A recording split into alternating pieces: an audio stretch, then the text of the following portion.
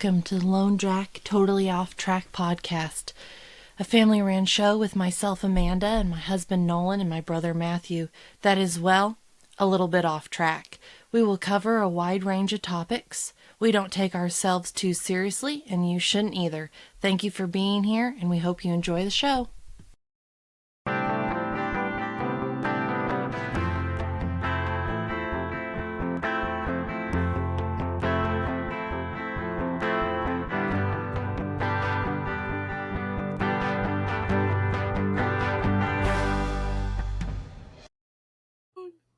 Yeah, we worked all day yesterday on taking down these grain bins at Gordian Millie's.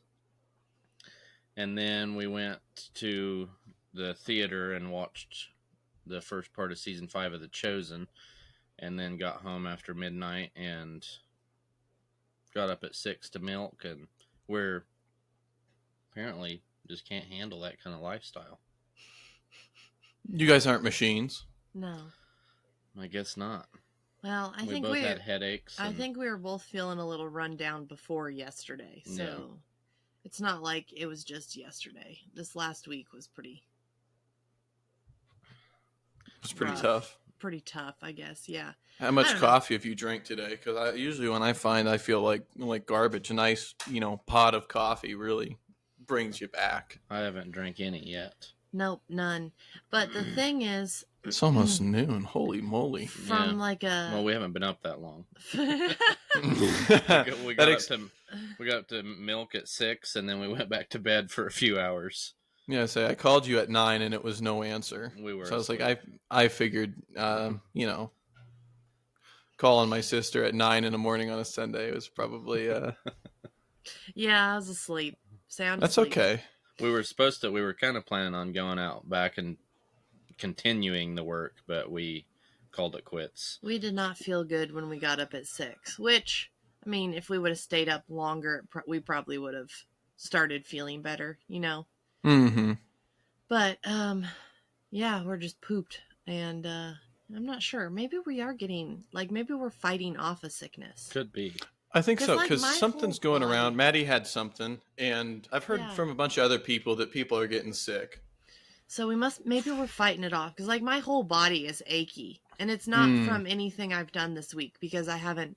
She worked with me, and I haven't done anything. Kind of slow, her part of the work was kind of slow. Yeah, because, it's nice, because we've been doing a lot of showers where they're doing, 3x6s, and so that's a lot of cutting, because, he can slap up the middle ones, and I cut the, if you're doing, the back wall, then I cut the outside ones, and then the side walls I only have to cut, but I'm cutting constantly or getting more tile or whatever.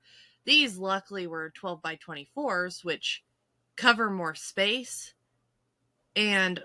Well, we did the ceiling because it's like a steam shower, so you have to do the ceiling too. And Nolan's like, well, it's a good thing we didn't have to do the ceiling in 3x6s. But it just take it forever. Yeah, but it goes quicker it covers more space, but I'm also sitting there a lot more. Because, you have to get them just so perfect, and I don't know. So, I didn't do anything. The point is that there's no reason for my whole body to hurt, so I think I must be fighting something off. Yeah. That was the point of that story, not any other thing other than don't tile your ceiling, okay? Steam showers, not worth it. No, steam showers are worth it. I like them. Then, thin setting above your head, and I had a couple blobs fall on my face. Well, he had just said, you can't put your face under where your trowel is. And then, 30 seconds later, he looks over at me, and there's, it's dripping down his nose. I was like, oh, yeah. You got to take your own advice there, buddy. It's hard. It's like the first rule of if you're working with metal is you don't try and catch the metal when it's falling, whether you're doing tin roofs or duct stuff, because the edges are sharp. But trying to train your brain to not catch stuff that's falling. Yeah. Yeah. So when you're trying to watch what you're doing and not look right above your head, it's when you're on a ladder. It's easiest to do it when it's right above your head, you have to everything, and then it just falls on you. Yeah. But anyway. Well, you even have an advantage, Nolan. You got the arm span of somebody that's 6'8", so you shouldn't have any excuses. You can reach the whole shower from the center, so. That's funny. Oh, goodness. Yeah. Yeah. Yeah, well, I wish we could see that a little bit better to show everybody your 80-inch wingspan. This is where we should you should have the little picture pop up of you against like the like a golden eagle or something. Yeah. With your basically the same length. Yeah, he's pretty much just a golden eagle. I mean, you know that old picture of LeBron James or whatever when he's doing this? Mm-hmm. They got that with Nolan standing in front of him and he's 2 feet shorter, but his wingspan's just as long. He's like, I only got 6 inches to my knee, but I got an 84-inch wingspan. You know what I'm saying? I'm a weird proportioned individual. Oh my goodness. Sorry, I didn't have you guys come on here just so I could bully Nolan the whole time. My knuckles are usually worn off from dragging the ground. Like a Neanderthal. Maybe. There's this movie... maybe we shouldn't talk about this movie. You ever see Bad Santa 2? Amanda has. I've at least seen the first one. I don't know about the second one. Okay, so his partner in crime is a little person, and and after the events of the first movie, he ends up going to prison, and and he goes, "Yeah, come on, man. I don't know." They're talking about something. He goes, "My name in the Glink was Tripod." And and the guy goes, both your legs are only 4 inches long. If you were 6'6" and your nickname was Tripod, that would be impressive. Yeah. But I was thinking about, if Nolan was short and his arms were long. It didn't matter. I'm sorry. The audience put 2 and 2 together there. We know what Matthew's thinking about Nolan now. Let's move on. I was going to say he's got little tripod arms, but anyway, it doesn't matter. Cut that part out. Oh my goodness. But yeah, so yesterday with these grain bins. So we're not sure, I guess, how they put them up, but we're very impressed with the people that built them in the first place. Because when we're looking at taking off the roof, right? Mm-hmm. So you can only take so many off up there because there are screws all the way up each of like the, you know how tin is, there's like each the bumps. panel. Yeah. Mm-hmm. And so you have to go all the way up there. So you have to be on the roof, but you can only take off probably one before the roof caves in. So we're like, how do you take off the roof? Like one panel at a time. I mean, you could take off one if you could go up there and then you could use a ladder on the inside, but still the roof would eventually fall in unless you had something holding it. Mm-hmm. So anyway, Nolan and Dad were pontificating on how they should take it off. And I was like, hey, I got this, okay? So we undid the brackets along the lower part, like from the actual... Detached it from the walls. Mm-hmm. Then I was like, perfect. We will throw some straps up through the air vent hole, hook them on the inside, and pull the whole roof off. Well, apparently it was a horrible idea, but we went through with it, and it was not actually that bad. So they both are still saying it was a horrible idea, but the roof came off in one piece. The only part that was bent was from where Dad had to actually grind off one of the... He had already started to grind the screws off. And so they had already popped out. So like one panel's kind of bent. Other than that, it didn't destroy anything. And we pulled it off and... Which is probably why your whole body hurts. I didn't even do that much. Oh, so you guys were you trying to take them apart and keep them in one piece? So you can sell them or something? We're turning one into a chicken coop and the other one into, I don't know, maybe an Airbnb. Because they're pretty big. They're 18-foot diameter. No. Yeah, somewhere in that range. I kind of stepped it off, and that's a rough. That's crap. Those are pretty big. I wasn't thinking that they were that big a grain. They're like 10 foot tall. Mm-hmm. Man, they're actually pretty roomy on the inside. But yeah, so that's like a yurt, man. A yurt made of metal. That's not too bad. Well, the other problem with them is they're so ancient. It's all square nuts on the inside. Oh, and then they're not even carriage bolts. They're like just flatheads on the outside. So you have to have someone on the outside holding with a flathead screwdriver, and then someone on the inside undoing the bolt. It's a big number 5 flathead, about this wide. And then well, I was using one of Dad's screwdrivers, but it wouldn't get in some of them because they repainted or resealed it. Some of them, so some of you could only get a little in there. So I had my little screwdriver. Well, we were getting close to done. Like a ratcheting screwdriver. And we were getting close to done, and it snapped it in half. Just the bit, not the whole screwdriver. Just the bit. It was so sad. Nolan was, he was undoing the nut, and I was holding, and all of a sudden it just snapped, and I was like, oh. It was very sad. Well, and then the roof, you can't get a sock, like the nut is up in like the channel. Oh, yeah. And you can't get a socket on the square nut. Yeah, so I don't know how they did this, but those people, they were tougher than us, okay? We wanted to give up, and we were using power tools, okay? The people that put these together by hand, they were a lot tougher than we were. Like, I would guess that they're from the 20s. Yeah. Probably.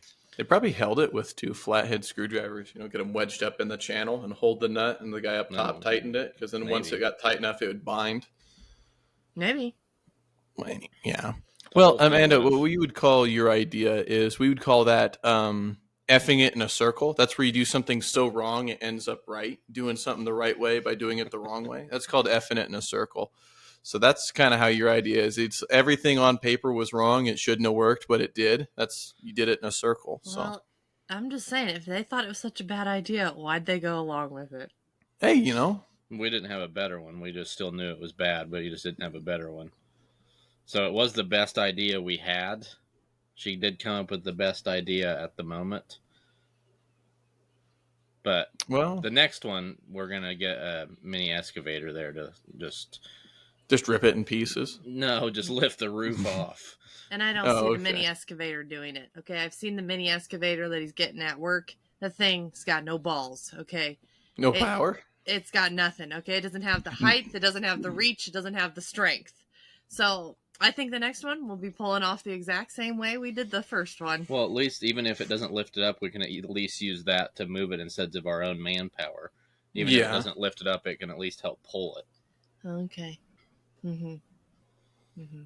Because then the problem is you get it about halfway off, and then the other side is fell into the hole, and then it's catching on the edges. But that was only a problem because you guys had already totally molested since he had started taking off some of them. So some of the edges, they were falling different and whatnot. And anyway, but Dad also bought their barn. The barn? The red barn. Yeah. Across the road? Yeah. So did he buy the land or just the building? What? Just the building. That's kind of the look that your mom had on her face when he told her. We're got to go tear it down. Dad wanted the wood. There potentially is some wood in there, like up on the roof, that we would use for our house. That we can maybe use to wrap our trusses with to make them look like beams when we build our house. So it's potential that we could use some of the wood for that. But most of the wood in there, I don't know, he really wants the beams. And so I think that's his main. He wants the beams. But then it's full of junk, and so I don't know if the deal involved. He had said whenever he would pay whatever amount of money for it, and then deduct the amount of money that the dump runs would cost, because there is a lot of junk over there. Last time I was there, we had to screw the doors back on it because the wood was so rotten in that building that the doors blew off in the wind. The lugs weren't holding on to anything. This barn is 100 years old or more. Yeah. And in the pile of the stuff up in there, I found a book. It was like a fantasy book that was like romance based, and all the pages were stuck together. And I sent a picture of it to Uncle Gene, and he said that was his book. Do with that what you will. Let's not do anything with it. Oh, goodness. But so that's what Dad is buying. So when you're telling me he bought the barn and all the contents inside, he bought the War of Roses with all the pages stuck together. We are no longer helping haul the filled dump trailers. Wear gloves, man. I don't know. Maybe it was the elements that made the pages stick together. I don't really know. I don't want to think. Well, he's also the one that apparently just shotgunned the wall. Mm-hmm. There's a nice big shotgun hole in the one wall. You know, it was the early '80s. You could get away with a lot.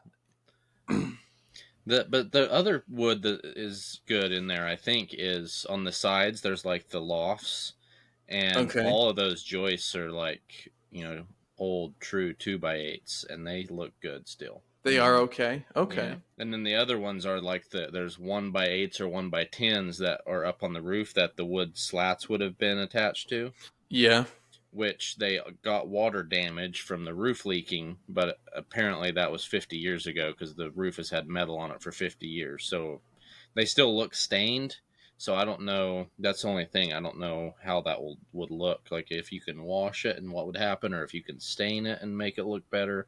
Because they all look water stained up there. Mm-hmm. So I don't know how that would look to use for making beams, or you know making the trusses look like beams to wrap them. There's only one way to find out. That's going to be a Herculean amount of effort to get that thing torn down. That's a pretty big barn, pretty tall, a lot of stuff on it. Dad just, I think I'm going to sneeze in a second. He's going to get a lift, I guess. Go away, sneeze. Okay. He just doesn't want it to fall down and then it just be like a burn pile, I guess. Yeah. So I guess we're trying to save it from that, but we are still tearing it down. And it would be pretty cool to have, you know, some, heck, even if you could plane down some of the boards for like door trim. I don't know. That'd be a lot of work to do, but that'd be pretty cool to try and save some of that stuff. Yeah. But yeah, most of the stuff in there is rotted out, peed on from however many animals over the years. They had cows and pigs and cats, humans. Yeah, so that would be pretty cool. I guess I didn't. The last time I was in there, I was just looking at the one side and a couple of the stuff, and it was grody. So hopefully all the stuff on the roof is good. The other problem is that they're in Washington, and Washington is the worst. So like a lot of the wood that you could, if you lived in a state that wasn't ran by communists, you could take it over to like a burn pile, because you wouldn't have to take all the wood to the dump. You could make like a big bonfire, but you can't do that there. You have to take it to the dump. Apparently you can only burn, this is what Dad was saying, yard waste. Yeah, you can only burn yard waste. So like... But if it's in their yard... waste. It's waste. But yeah, so like we're going to have not only the junk that's out there, the old beds and stuff, but you have to take all that wood to the landfill also. I bet there's like 10, what appears to be 10 twin-size bed, like mattress, like springs. Or bed frames. They're bed frames. They're not. Don't they have springs on them? Yeah, that's how old bed frames were. Yeah. Because they didn't have box springs. So the springs were just on the bed. Yeah. That's horrible. Well, you know that rule came from somebody just like burning their house down. You know what I mean? Some old buildings are like, just burn it. Yeah. You know, and putting a bunch of, somebody screwed it up for everybody. So then they're like, okay, new blanket rule since this idiot was being an idiot. Mm-hmm. But they have a huge brush pile out there, so why not just stack this wood on and then say you just burn brush? Why not? Yeah, I don't know. I guess we'll see. We'll see. I don't know when this is all going to happen. I think in the next couple weeks. See, because the old man was telling me, he said that he's stacking work for the end of summer when I make my return. So I don't know when exactly he is going to have time for this. Unless he thinks he's just going to totally wash his hands of the situation and leave. But that's not what I'm anticipating. I think it's happening in the next couple weeks. Oh, no. Yeah. It would be nice to do it before it gets hot, Well, yeah, and we wouldn't have yellow jackets trying to sting you when you're up on a lift. Mm-hmm. And the ground's still wet, so if you do maybe burn the brush pile early. right now that would be the problem around there with a lift is the back side of it is a creek running through there. Like it's just standing water on the You're right. That is a side of the creek barn. back there. So, well, there's the creek, but this is like not in the creek. Like, I don't know what's going on. It's just I just looked over there. It's just like water and grass, and then there's the creek bed. So if you drove a lift back there now, that thing would be there for quite a while. Rest of time till Jesus returns. Yeah, yeah. Tell Han or whoever, come get your lift. It's buried. Yeah, buried past the there. axles. It's over there. You'll need that mini to dig tracks and wait till August when it's nice and dry back in there, and you can back her out. Yeah. But 4 months of a lift probably is going to get a little expensive. Probably, yeah. Yeah. Well, I guess we'll figure it out. Or die trying. Probably die trying. Yeah. Yeah, it's a quite a. I don't know how many dump trailer loads of just junk is in there, and I don't 6. know. That kind of idea really does give me a thrill, though, because I really like just throwing stuff away. I love throwing stuff away, and everything. Like, it's not over there like you have to sort. No. If it's over there, it's definitely. I don't know if it's lived its life. I don't know if Aunt Millie knows that's the deal, because I think it probably is best not to tell her. Didn't Gordy say that he needed to go tell her? Mm-hmm. And then, from what we could tell, he just left. So she is an avid listener of this podcast, so now she knows. She is? She at least follows the Instagram. Oh, okay. So maybe she doesn't listen. So just don't clip this part. She'll never know otherwise. Or you'll be getting a phone call the day after it drops. She'll be, what do you guys think you're doing throwing my stuff away in the barn? It's not us. Talk to your nephew. Yeah. He's the issue. talk to J-Boy. Yeah. No.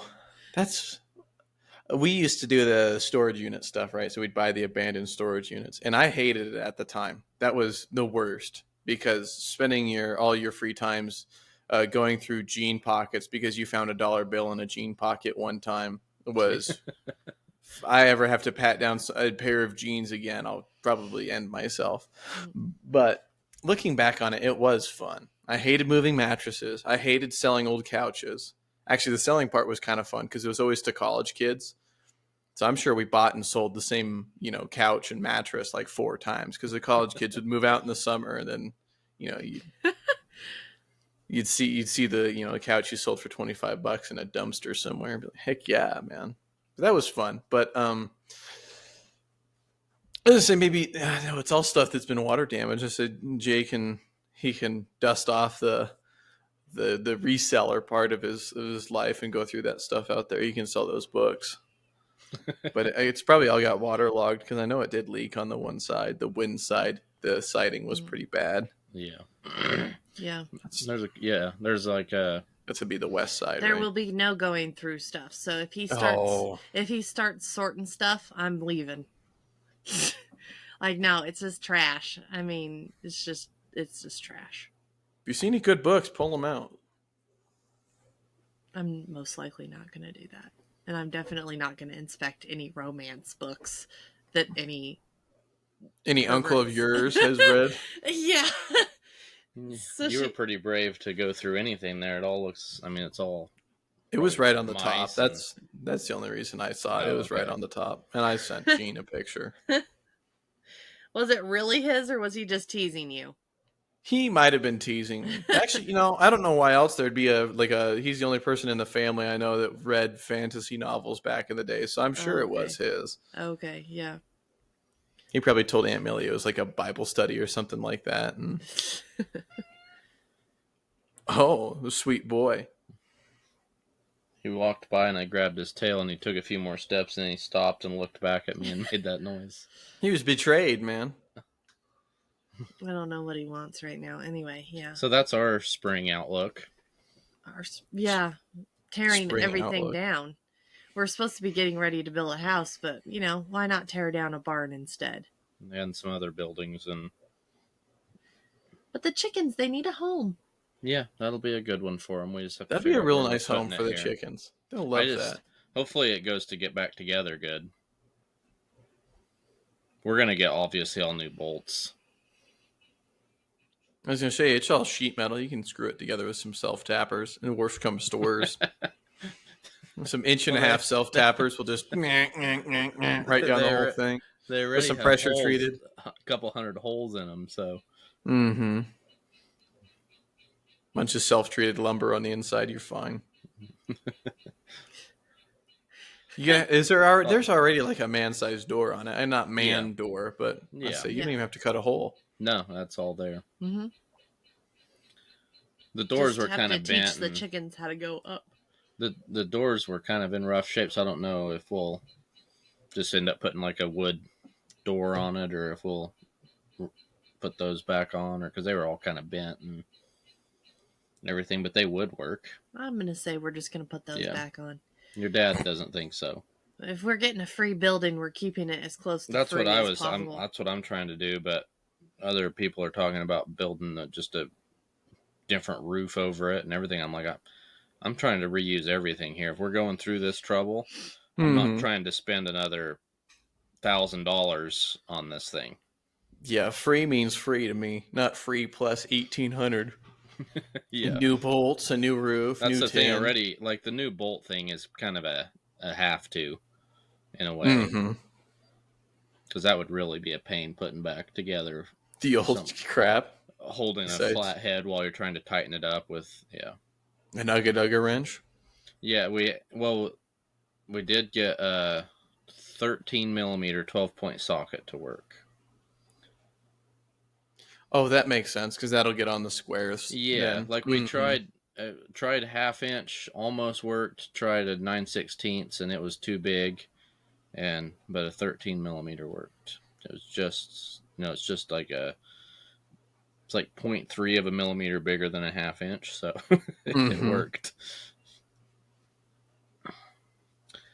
And then that was one of those when you'd get one panel off, you just kind of shove it and let it hit the ground and try not to be around it or hold on to it. Everybody run. Yeah. Keep the dogs out of the way. Yeah. Oh, you had all the dogs out? Man, that was a brutal day to work then if you had to bring the dogs out. Not our dogs. Oh. We only had General, but he was on a cable. It was Rusty and Girl. That's not the name of the dog. I don't like the name of the dog. I'm going to call it Girl. What's the name of the dog, Nolan? Baby Girl. It's kind of gives off creepy vibes, I'm going to be honest. So I'm not going to say that. You've seen it. Yeah, it's the dog that Millie and Gordy have. It was Sierra's, I think, the little white dog. No, it was one of the other ones. Oh. Sierra has like a husky. Yeah. I don't remember this dog. Oh. Well, I'm sure I saw it. I just don't remember it. Yeah. I don't know what kind of dog it is exactly. It's like some kind of. Is it a short-haired, like almost like pit bull looking thing in a way? Like a pit bull cow dog kind of a cross. It looks like. Yeah. You should have crushed it with a panel. Do we have to cut that part out, or can we leave that part in? You should have crushed it with a panel. Well, you said it again, so now we're gonna have to cut out 2 parts if we cut it out. You should have let it get backed over by the tractor. Why? It's a fine dog. Yeah. Oh, is it? Right. Oh, the one I remember was it was untrained. Well, this one might have been untrained. I think it's probably getting a little better. I think it probably is too. It's not like it seems nice enough. Okay. It seems nice enough, yeah. But anyway, yeah. So they were there. Not all of our dogs. That would have been a lot. Yeah, we did not take our 3 dogs. It was windy the entire time we were there, and I just realized that I am, in fact, not a windy weather kind of a person. My face was like windburned, and I can't tell you how quickly, if I lived there, if I moved somewhere, and it was that windy all day long, every day, how quickly I'd pack up my bag, grab my cat, and be out of there. I'd be like, I don't care. I don't care. This is my dream home. I don't care. I'm just not putting up with the wind.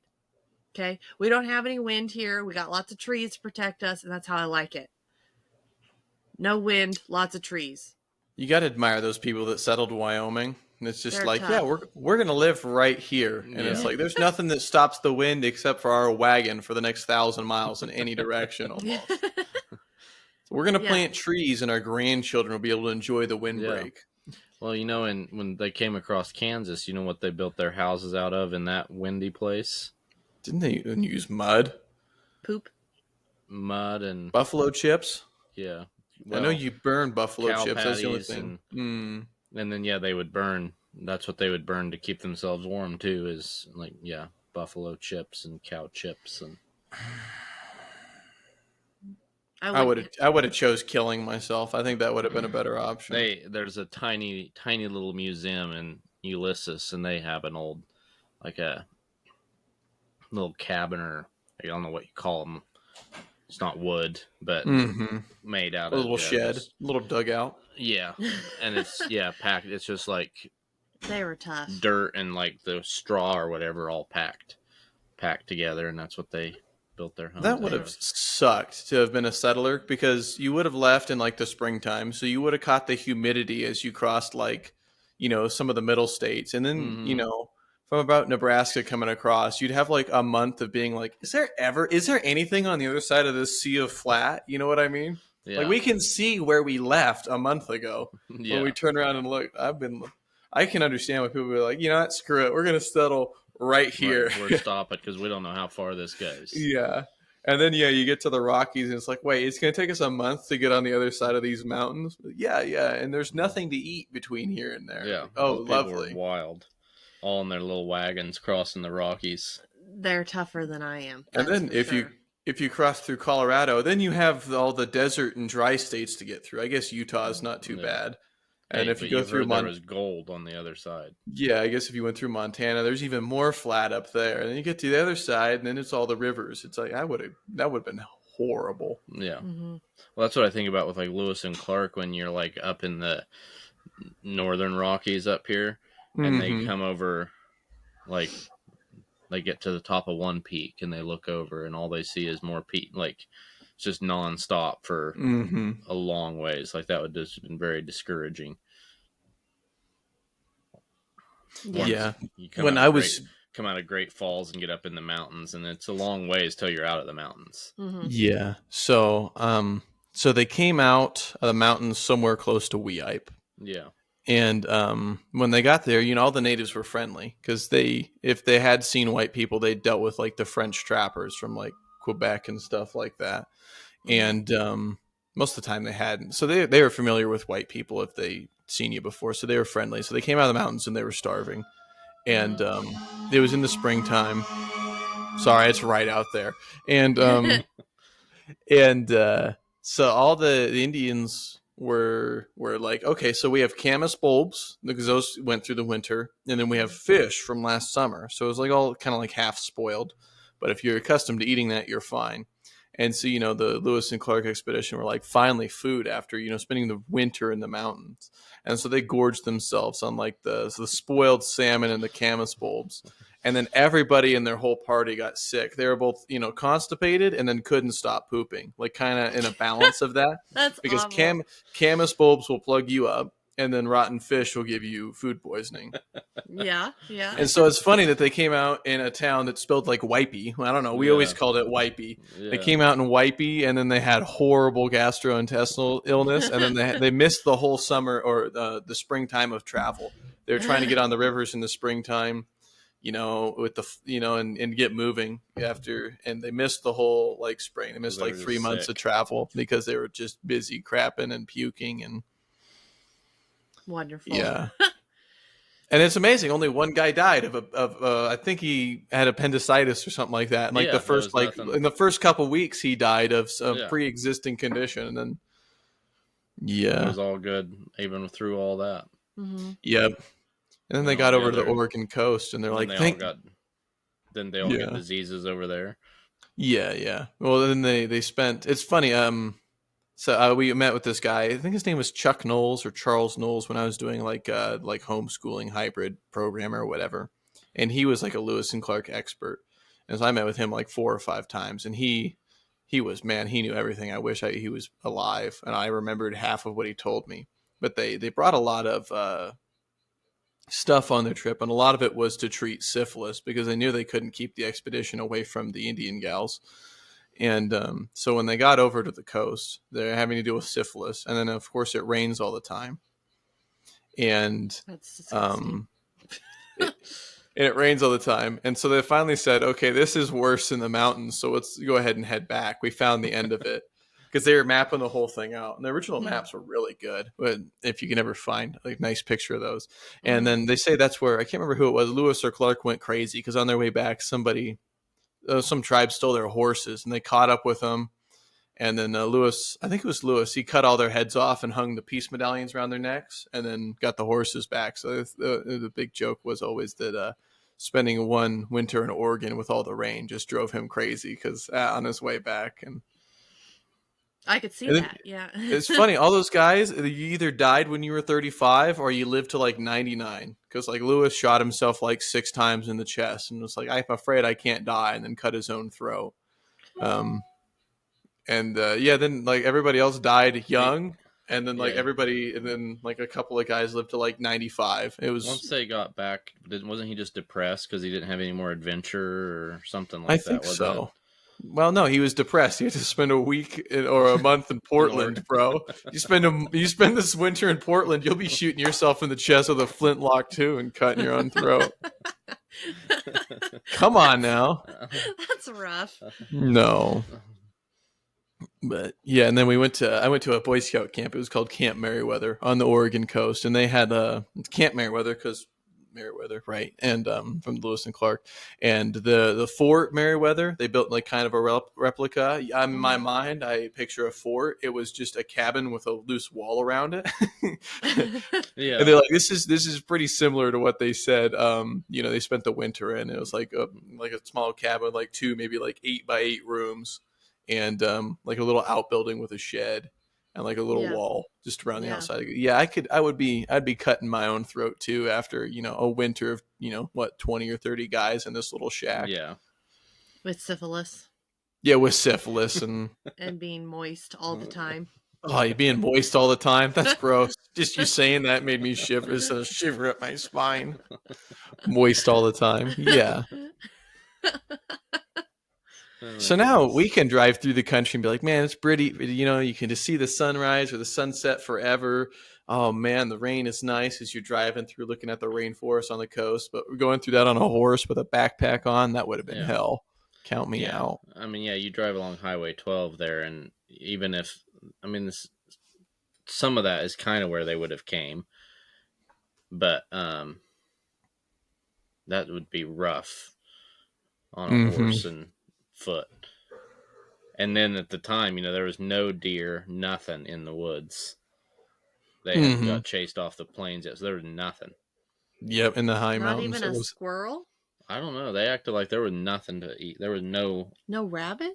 Yeah, because they'd have to write a report every night. The both of them would have to write a report because they're a military expedition. They'd be like, hunting party came back with nothing. Hunting party came back with nothing.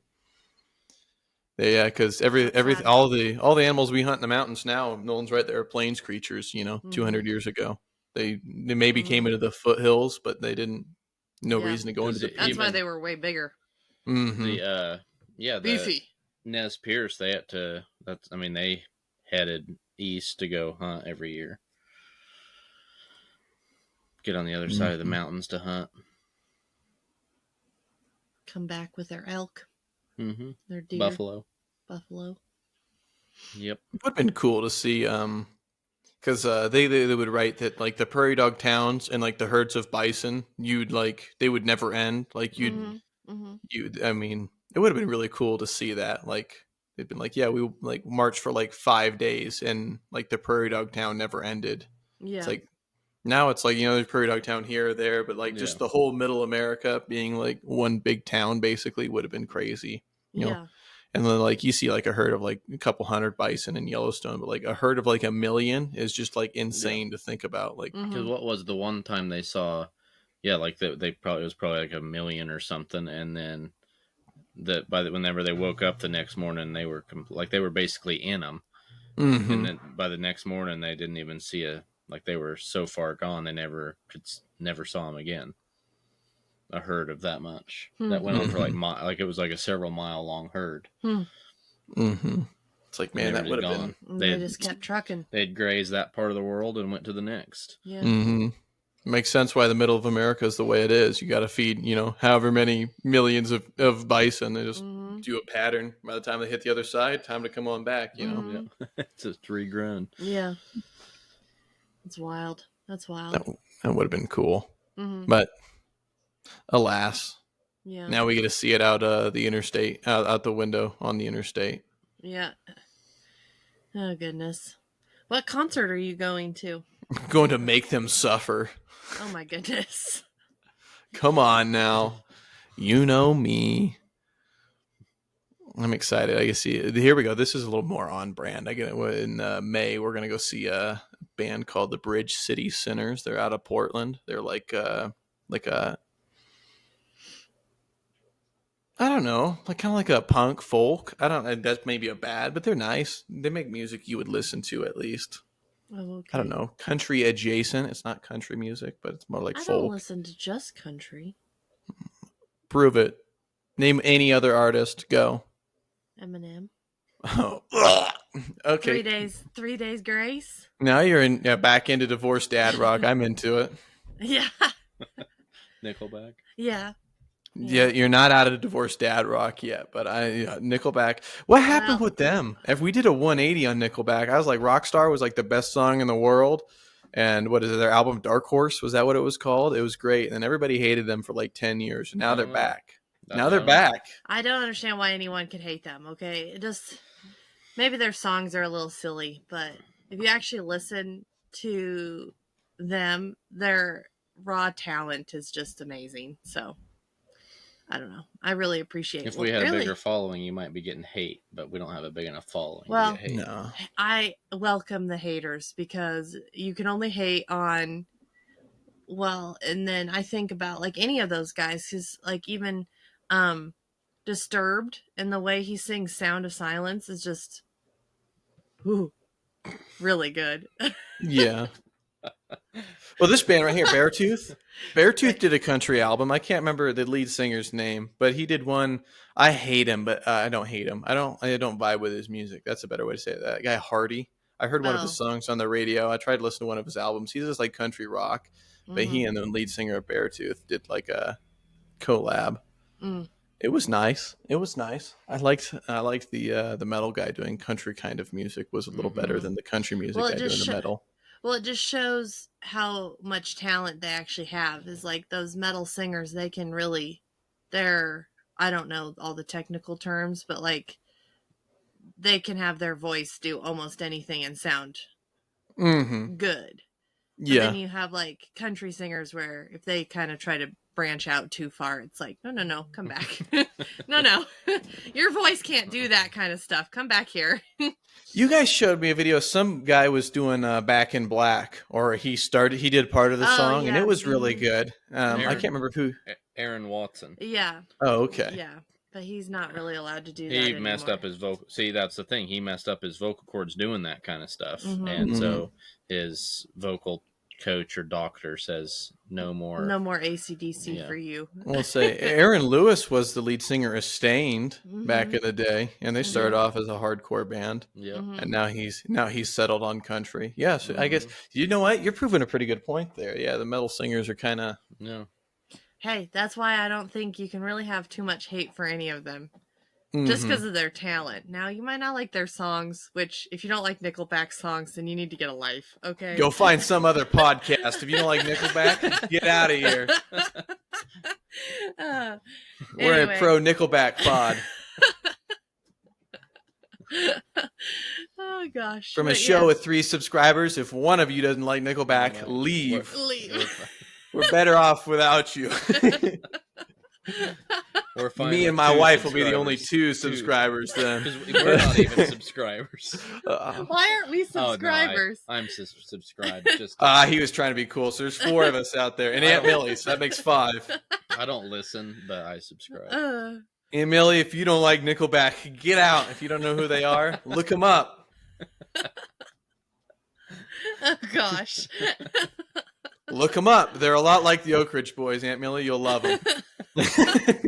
Yeah, very, very similar. A lot like the old gospel album of the Oak Ridge Boys. You'll love them. A couple guys singing music. Oh my goodness gracious, that's funny. I see. Okay, here we go. This is a natural lead-in. So I don't know. I got into metal. I can't remember how, but I was listening to metal on my computer while I was doing schoolwork, because I did all my schoolwork online, and it was before COVID, and I wasn't allowed to listen to anything other than country music. And my headphones would plug into the side of my laptop, and I like dropped my arm and it unplugged my headphones. But I didn't realize that. I just noticed that my Spotify got paused. So I just hit the space bar so I could keep listening to music as I'm typing my report or whatever. And it started playing the metal out of my laptop speakers. And Mom and Dad were watching TV because my desk was in the living room. They were watching TV right behind me. And, and it was the real depraved stuff that I listened to. And I hit it pause real quick for like a couple seconds because I started turning it up because now it was quiet because I got my headphones on. Wait. And so like 5 seconds of that, I paused it. And Dad was like, "What are you listening to?" And I had to like find like I went to like AC/DC or something like that. I switched over real quick because I figured I could get away with that. He goes, "You should be listening to AC/DC or whoever it was." Iron Maiden, one of the like old school metal bands, rather than like No Pigs Go to Heaven or something like that. And yeah, it was good. And then then I moved out. I was a closeted metal fan for years because I was still afraid of being accused of being a Satanist or something like that. But oh gosh. But now Mom and Dad realize I'm too far gone, so I'm out in the open. I'm no longer closeted. You try to play it in the vehicle. Yeah. I always send Mom and Dad videos, be like, "What show did you go to?" I'm like, "Oh,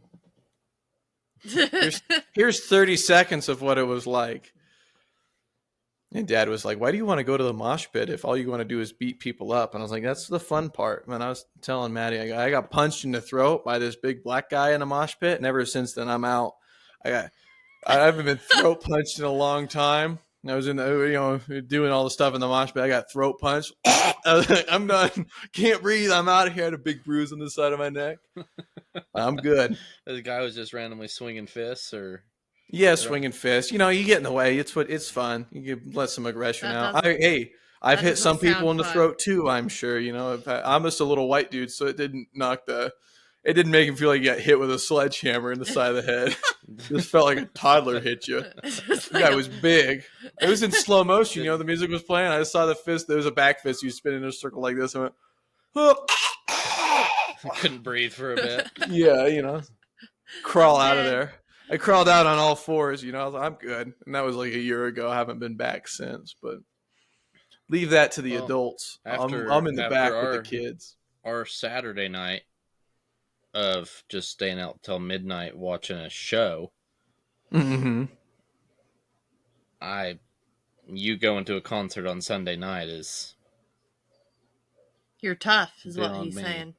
Hey, it starts at 7, so I'll be out of there by about 11:30 on a Sunday night for work at 6 tomorrow. That's what I'm talking about. That's what he's saying, you goob. Yeah. Oh my goodness. Because we just walked around after the movie or whatever last night. We just walked around the park a little bit, saw the Spokane Falls, what it's like right now. It's wild. It really is. Is it raging pretty good? Yeah, I'll put some pictures I took up. It's pretty serious. Yeah. You would die. Would you go over it in a kayak? You would die very quickly. Oh, okay. Yeah. Yeah, you wouldn't survive, I don't think.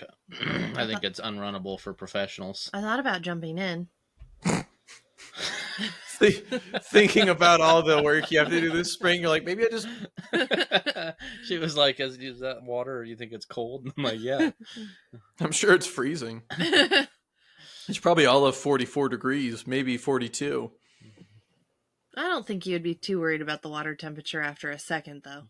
After you bounced off the rock? Stuff. Yeah. After you were just spinning like this underwater. Yeah. Yeah, after you got drug over the bottom about 9 times. You're not worried about the cold water at that point. Yeah. Probably not. Yeah. We did backpacking. Go for it. Oh, no. I was just going to say I was surprised that downtown Spokane wasn't as weird last night as it has been other times we've been there. It gets strange. But it was actually not super weird. Mm-mm. Well, that's good. Spokane is, now don't crucify me, Spokane is kind of a nice place. Parts of Spokane. You get out in the valley. Maybe compared to Denver. You know what? But not compared to like Coeur d'Alene. Okay, yeah, well, Coeur d'Alene is in Idaho. There's no poor people in Coeur d'Alene. That's why it's nice. Everybody makes so much money to live there. Go up to Hayden. You'll be speaking a different language in Hayden. There's a hood up there that'll make your skin curl. Anyway, backpacking? Oh, we did a backpacking trip into Seven Devils Wilderness to a place called, it was like Sheep Lake. And we went in the early summer. I think it was maybe end of May, early June. It's right after it was early June, I think. And there was like the snowpack was still melting up there. And in Sheep Lake, there was like, all the snow was melting into the lake, and we went swimming entitled jumping into the water and then paddling as hard as you could to the land. And it was only about 6 feet away, but you didn't have any breath to paddle because, the water was so cold. It was like, there's still ice cubes floating in your drink. That's about how cold it felt. So, we'd go over there and go swimming, and it wasn't really swimming. That's kind of what happened that one year when we went to the Selway Falls. Yeah. I was out there a little bit. But it was pretty much in and out. Yeah.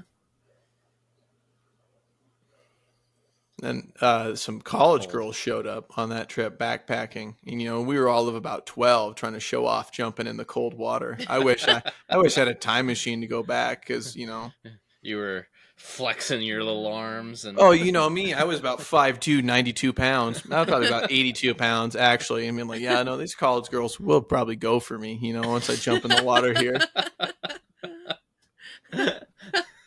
I got something to offer. I'm 14. I look like I'm 6.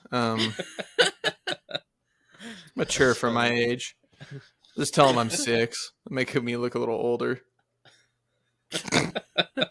That's funny. Oh my goodness. I don't know. Use the Boy Scouts. It was back when it was the Boy Scouts. Back when we were tough. No, but What are they now? They're the Scouts of the Boy Scouts of America. Yeah, they're not just boys. Maybe it's not even Boy Scouts. It used to be Scouts BSA. Wait, how is it not just boys? They have girls troops now. You gotta allow girls in. Why? Didn't they have Girl Scouts? So why do they have to have Boy Scouts? Well, the Girl Scout program, rather than fixing that, they're just part of the Boy Scouts now. I think that some of the girls wanted to do more than sell cookies. Yeah. My wife was in the Girl Scouts. It sucked. They didn't do any camping trips. All they did was sell cookies and do like dumb little... They do like little sleepovers and stuff. They did like sleepovers. They didn't do anything like in Scouts. We went camping. We learned knot tying. They're not together, right? The Girl Scouts are their the Girl own Scouts thing. is still their own thing. It was controversial opinion. I thought bringing girls into the Boy Scouts was like a good idea. Now doing co-ed camping trips, that's going to end up in teen pregnancy. But just having a scout troop that's girls, that's a great idea. We didn't do anything that was boy specific. You know what I mean?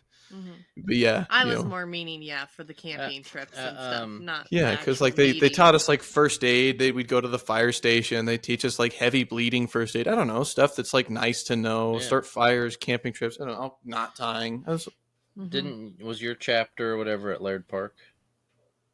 No, we were at the Presbyterian Church in Moscow. Oh, okay. 344. Let me know. Holla. No, okay. Eagle Scout 2017. They don't have it. Yes, you went to summer camp at Laird Park.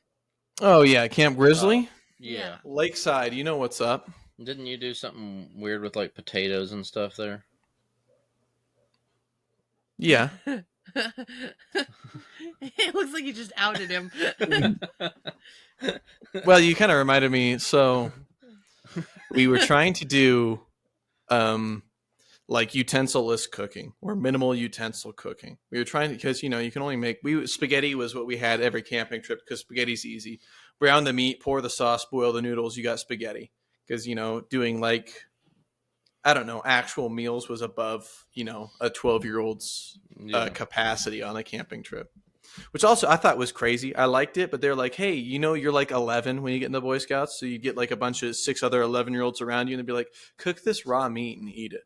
And I'd never done anything in a kitchen. So all my cooking experience was from the Boy Scouts, which was fun because, they would actually watch us. So we were trying to do utensil-less cooking. We'd done a couple of years of spaghetti and meatballs. So we figured it was time to branch out.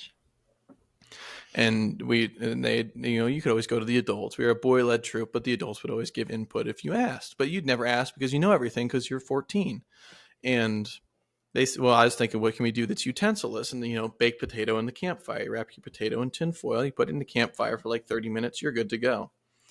But we had a bunch of young guys with us that didn't have the patience to, like, cook your potato in the campfire for like 30 minutes to an hour. So after about 30 minutes, they would just pull their potato out. They'd scrape the cooked portion off the outside and then wrap it in tinfoil and put it back in the fire. But every time you do that, you'd cool it off. So they like all night they were doing this. So they were left with like the center third of like a baker potato that was uncooked. And they asked me, well, what do we do with our food scraps? Well, you didn't want to throw them in the trash can because animals would get into them. So you throw most of your food scraps in the outhouse. Just little stuff. You wouldn't pour anyhow. You wouldn't throw like your whole stew in the outhouse, but like your little food scraps, anything you didn't eat or couldn't finish, you'd put in the outhouse. So I said, just put them in the outhouse. Well, I didn't realize that they were putting like a half of a potato or a third of a potato in the outhouse. So when we do our final campsite clean out. He's out there at Camp Grizzly, and the camp like maintenance guy came by and he's going to suck out the outhouse. And as he's sucking out the outhouse, he goes, hey, what did you guys put in the outhouse? Because my hose keeps getting clogged. And it's like 1.5 inch hose. And he's sucking it with like one of the trucks, just like guys on the job site will do. And I was like, nothing out of the ordinary, And he goes, well, something clogged my hose. And he finally got it unclogged and he saw what it was. And he goes, it's a potato. Did you guys throw potatoes down in there? And I go, yeah, we did. But they were cooked, right? And I looked at the younger guys and they're like, no. Like, we just scraped like the half of the potato that was cooked off and we just throw the rest in there. And I was like, that's where the Boy Scouts taught me a little bit of accountability because, I didn't ask enough questions. When they asked, what do we do with the food scraps? I didn't say, I didn't question anything. So they had to kind of hold my belt and I had to go in there and I had to stab the potatoes with my pocket knife and put them in a trash bag in the bottom of the outhouse. I got 4 or 5 out and, it's like, that's a potato. That's a potato. It's not a potato. That's a potato. Well, at least I got the plumber to do it. Yeah. And all of this was just that we couldn't, our main camping site was, something happened that we couldn't go there. So the camp was nice enough to let us free of charge, just come out. And as long as we did some service for them, we could stay out at the camp. It was like an official BSA thing. So I don't know. There was rules involved. You can't just anybody couldn't go out there. I don't know, some weird thing workaround. So it was like, out of the goodness of your heart, we'll let 344 sleep here for like the weekend, and then we clog up the outhouse with potatoes. So it was pretty embarrassing, to have to. Yeah. Somebody does you a favor and you just bend them over in return. It was nice. It was nice, Oh my goodness. That's terrible. And then so after that, we didn't do any more utensil-less cooking because I was fuming. And then you're a 14-year-old mad at a child that's like been camping twice that he threw a baker potato in the porta potty. I got to say that just shows that the parents weren't doing enough at home. I was the guy in charge. I tell you to throw it in the outhouse. Either I call you a gay or something like that. Bullying was bad. So, we either bully you or you do what I say. So I can't blame them too much. I say bring back bullying. Bring back bullying? Yes. I think it's good for kids to be bullied a little. To a certain point. Mm-hmm. We didn't make anybody kill themselves that I'm aware of. Exactly. See, there's somebody out there's a couple of guys out there that if they see my face, they'll be like, Matthew, he was an asshole. He is an a-hole. Well, they're not the only ones. No, I think that. There was a guy, he's in the Boy Scouts, and I started plumbing pretty early. And they would always, we were getting older, like 16, 17, and they're all talking about colleges. And they're like, Matthew, what are you going to do? And I go, well, I'm just going to stick with plumbing. I'm a couple years in, a couple more years, I'll be a journeyman. And this one guy was like, that's kind of a dead end job. He's all of 16 and I'm all of 16 too. So, he's full of wisdom and so am I. So we're just two idiots arguing here. And I was like, I don't know. Like, my dad's done okay with it. I don't know. Plumbing, I don't think it's that bad. And then skip forward about 6 years. He's on a landscape crew, addicted to drugs, and I was a plumber. So I don't know if he was addicted to drugs, but he had lost a lot of weight. And typically you don't just lose weight you don't have and get a bunch of tattoos and work on a landscape crew for no reason. I was talking with him like, hey, how's it going, man? Life going okay? He's like, yeah, I don't know. It's a summer job, No, I don't think he ever ended up going to college. I hope he did okay. He was a nice kid. But, plumbing, hey, turned out wasn't horrible. Yeah. Well, but then again, most people's experience with plumbers is Mario or a guy that screws you over for a toilet. So I don't blame him that much. But it's needed. Everyone wants a plumber. No, nobody wants the plumber to show up. Well, but in their new houses, you want the plumber. Got to have a pooper. You go outside. It's much cheaper in the long run. Water bills are expensive, and then they charge you sewer, too. That's what we're planning for our house. We're not going to have bathrooms. Just go outside. Get a big concrete vault poured like the Forest Service does, and just do that. They call that as a gravity toilet. Just falls straight down into your holding tank. Once a year, have someone come suck it out. I don't know what you do about showers, but you'll figure it out. A bucket of water. We don't need those. Yeah. Just get your cistern filled out of the creek when it runs in the springtime, and that's about it. Yeah. Well, should we wrap it up? Yeah. Right. I'm too relaxed. We apologize for our lackluster podcast because come on. I thought my story was good. Well, I liked your story. It was her and I. We're losers. On this side of the camera. Anyway, we'll see you guys later.